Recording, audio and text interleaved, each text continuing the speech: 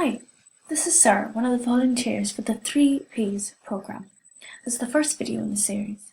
So today we're going to be discussing website design, and we're going to talk about three topics: general principles, colour and typography.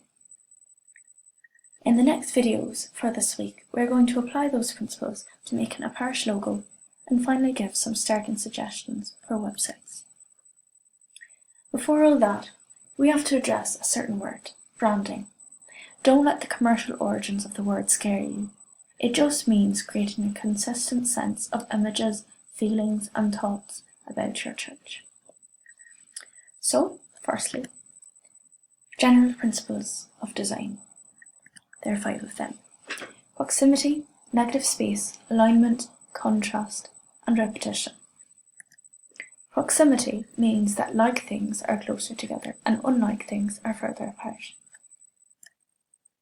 For example, like things together and something different apart. The next thing is negative space. Negative space is allowing there to be room for the eye to rest. Studies have shown that people absorb less from pages that are crowded with information. It's really important to let them have space to not look, to just kind of know where the content is and everywhere else to be clean and empty. So as you can see on this slide, there's a good amount of negative space here so that you know where the content is and that's where you can focus on. Similarly, people have been shown to prefer shorter line lengths.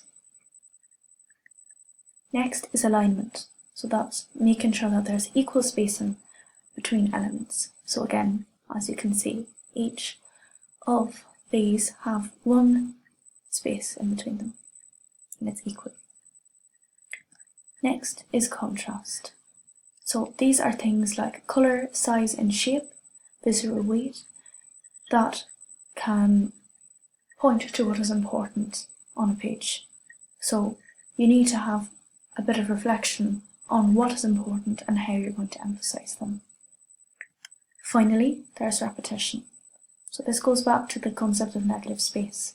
Seeing too many elements can tire readers' eyes and lead them to not absorb information. It also goes back to the concept of branding. What images do you want people to consistently associate with your church? Now, colour. So what do we remember about colour from primary school? So, you have your primary colours, which are red, blue and yellow, that mix together make secondary colours. And those colours themselves mixed together make more colours. So there are 3 factors that determine a colour: hue, the colour itself, so is it red, is it blue; saturation, which is the brightness of the colour; and value, which is light and dark. There are several colour schemes that you can create. This one is monochromatic, where there's one colour with different saturations and values. Another is analogous, colours next to each other on the colour wheel. Complementary, which are colours across from each other on the colour wheel. Split complementary, where you choose one colour, choose its complement, and then choose the 2 colours on each side of the complement. Then there's triadic, which is 3 colours evenly spaced on a colour wheel. And then there's tetradic, which are 2 complementary pairs. Now, with some of these more populous colour schemes, so tetradic or triadic, you want to make sure that you're using one element, one colour, as the main colour and the others as accents. So again, this is going back to the idea of negative space in a way, and repetition, because you want to have one thing that is constant and the other thing just a little bit of variation to keep it interesting. So colours also have different feels to them. They can be bright, which leads to a kind of fun modern feel, or they could be desaturated, which gives a serious or business-like feel. So, there are some mistakes you want to avoid. It's very easy to get enthusiastic about colour and just put on more and more and more colour until you get something like this. So that it's almost like the colours are vibrating. So when something like this happens, or if something like this happens, take a step back and say, first of all, what colours do I want to focus on? Sometimes less is more, especially with colour. So maybe take away some of those colours, and then of the few you have left, try to tone down one of the remaining colours' saturation and value. So when you do that, you get something that's a little bit less frightening to the eyes. So, finally, typography, or fonts. So there are 3 types of font. There's serif, sans serif, and display.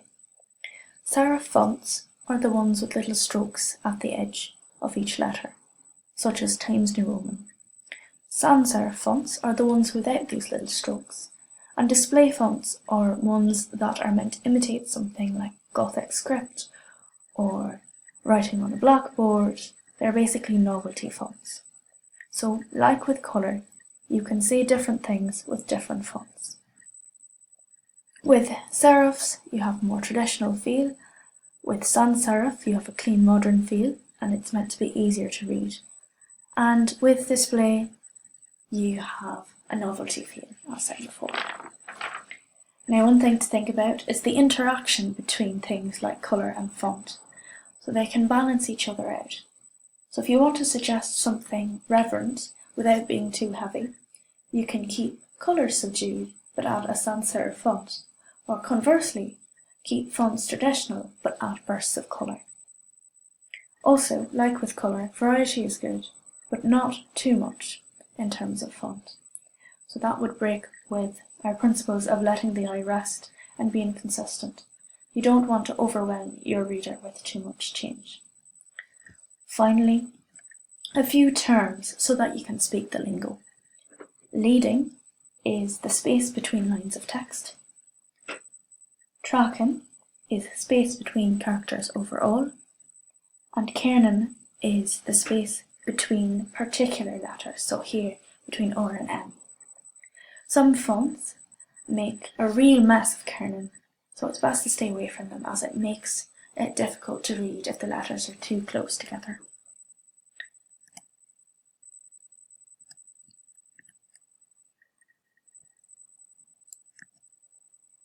So, now you know some of these design principles: proximity, negative space, alignment, contrast and repetition.